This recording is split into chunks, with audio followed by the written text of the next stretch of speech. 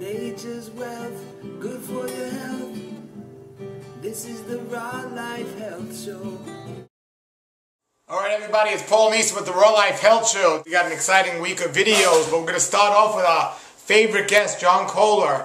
He has a lot to say. He's visiting us from California, so say hello, Mr. Kohler. Hello, Mr. Kohler. Hello, everybody out there. Alright, so John, tell us some things you've learned lately about your travels, and what's the newest thing on your mind that you've been promoting? Well, the newest thing on my mind, Paul, as you know, and many other people know, is, we need to start growing our own food. It's really important. We're so disconnected in our society because we've become a consumerism society. And, that's just not the way. If you look back, I don't know, 10,000 years ago, man was not a consumerism society. We didn't buy our food from stores. We either hunted or gathered it, or then grew it ourselves. So now, everybody has hopefully a front yard, or even Paul has a small patio. You could grow your own food, and a percentage of your food. The more food you could grow yourself, the better. I grow, 99% of my vegetables now. What would your advice be for people that live like in Brooklyn or in cement cities where they don't have space to grow food? Sure, well, so if you don't have space to grow food, like a regular vegetable garden, for example, grow some sprouts. Everybody could do some sprouts in a sprout bag and some sprout jars. They have sprouting machines that I don't recommend too much, but you could grow some sprouts, and it's really important to get some fresh, high quality food, because most food you buy at your health food store, grocery store, has been picked, and it's probably picked from California and shipped out to you, and could be, 7 days old. And even the apples you're buying now are last year's apples, and they've been stored in an oxygen deprived environment. And you wouldn't like to be stored in an oxygen deprived environment. When did you develop a passion, because you're a raw foodist, when did you develop this passion about farming and growing your own food? Sure, Paul. Well, since I've owned my house for about 10 years now, I've always been into growing my own food. But I've had that token garden off to the side. The periphery of my lawn was growing food. In the backyard was all growing food. But, I wanted to have a lawn because that's what I thought I was supposed to do. I mean, I paid $1,000 to put in my lawn. You know how cheap I am, because I wanted to look nice. But then over the years, I just got really fed up. The lawn takes a lot of resources. They're just plain dumb. They take a lot of, fertilizers to keep them green. People spray Roundup on their lawns, and lots of water. Lawns take lots of water, and waste a lot of precious resources. And then, so probably within the last few years, and then several years ago I started getting into community garden plots, because I found out I couldn't just grow enough in the periphery, so then I had to expand to community garden plots, and then I got 2 community garden plots to grow food in, and that still wasn't enough. And then I decided, you know what, we're going to make a statement, because I strongly believe in this. I'm going to take out my lawn and grow my own food, and show others what can be done in their front yard. And I grow the majority of my vegetable needs throughout the year, 365 days a year, in my front yard, and it doesn't get any better than that. What would your advice be to people that say they don't have time to grow food? Well, if you don't have time, here's the thing. If you don't have time, there's a reason why you don't have the time. Probably because have time to make a lot of money on something else, or basically what it is your other values are more important to you. So if you value money more than, growing your own food, because growing your own food is the most healthiest, then you're going to focus your energy on, putting it into work. So then if you're making $100 an hour, why don't you hire somebody at, $10 an hour, employ another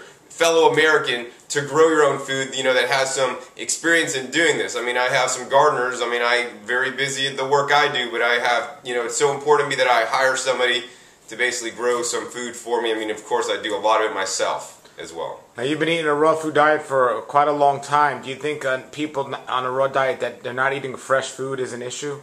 Absolutely, Paul. There's a big difference. I mean, I feel a lot different between eating, something out of Whole Foods, whole paycheck, and my local garden or my front yard garden. You pick it, and it goes from plant to mouth, no refrigeration necessary. So, in nature, we wouldn't even really need refrigerators. The only reason why we need refrigerators is once we pick stuff, it starts to go downhill and degrade, and the refrigerator just kind of keeps it so we can keep it longer. But, some of the foods that we picked, they lose 50% of the nutrients, and some of the most important nutrients are the ones that are lost the quickest. Some of the phytonutrients and phytochemicals and things like that, and not to mention the life force, prana, chi, biophotons, whatever you want to call it. It's like when you take a Carillion photograph and you see the auras and the energies coming off the food, whether you believe in that or not, I feel the difference, and this is my personal experience, that some of that is the nutrients that feed us, and this is not even really talked about or even explored in science today. Wow. Now, you've been on a raw food diet for how many years? 15 years, since 1995, Paul. 99.999% raw. And what's your advice about people looking to go on a raw food diet today? So my advice to people looking to go into a raw food diet today is simply this. And Paul talks about this all the time.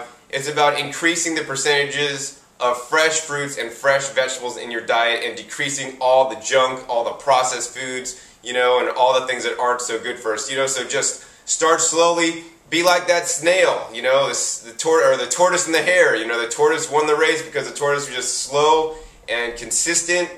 And you want to slowly add more fresh fruits and vegetables in your diet. A really easy way to do that is just, with your normal breakfast, instead of eating your normal breakfast, have a piece of fruit, then your normal breakfast. You're going to displace some of that room, from your normal breakfast and eat fruit, and then do that for like a week or a month, and then next month, maybe eat 2 pieces of fruit and your normal breakfast, and you'll shrink your normal breakfast, whatever it may be, but increase your, fresh food percentage.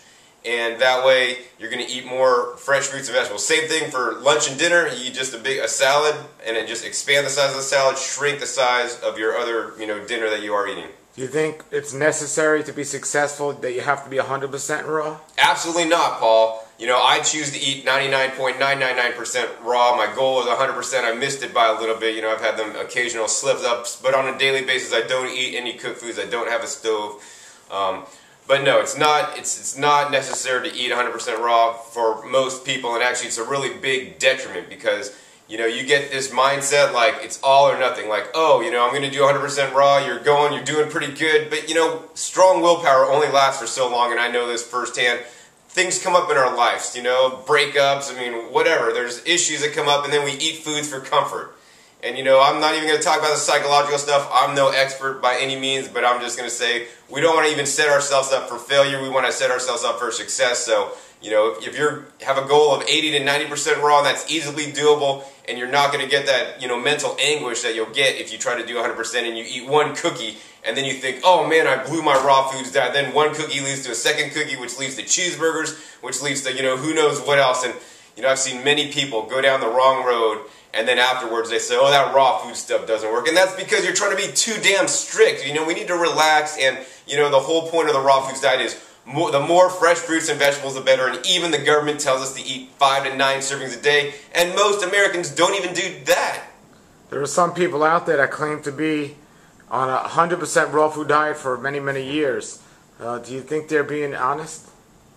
Well, Paul, I try to be as honest as I can. I try to live with integrity, and I realistically, and you can ask some of my close friends who know me personally, I do eat a 99.999% raw diet. I don't claim to be 100 because that's not truly accurate. And, in my opinion, there's a lot of people in the raw foods diet, people that I know and that I've heard about, but mostly people I know that, I know them, we hang out together and all this kind of stuff. And, they claim that they may be 100% raw, and that may be so, but when I, see what's going on at their house, they have things that aren't raw. So, I really, not that the problem for me isn't that they're not eating 100% raw, because I don't care what percentage, but the problem is the integrity in the raw foods movement as a whole. It's like this 100% raw is this magic panacea, and if you eat 100% raw, all your problems are going to go away.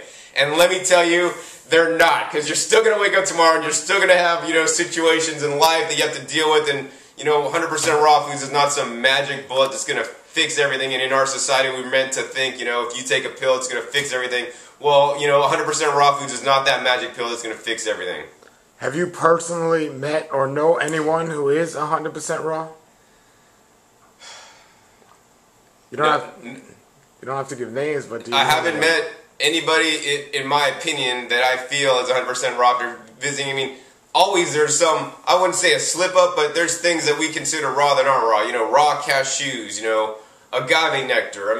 So many things are little sabotaging things. You know what? If you're buying food in the store, cashews or dried fruits or whatever, you never know if it's really raw or not, because you're not going through the process, and we have to have faith in these companies. But the problem with the companies is that, You know, they're not out to give you a raw food product. They're out to make money.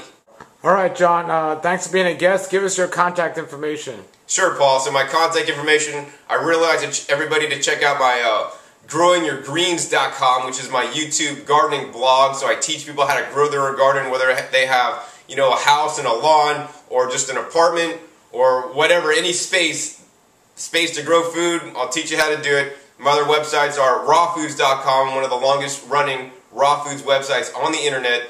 Another website is discountjuicers.com, where I actually supply machines and equipment that allow people to eat more fresh fruits and vegetables. And finally,okraw.com, which is my raw foods YouTube channel that I give episodes on and teaching people specifically about the raw foods.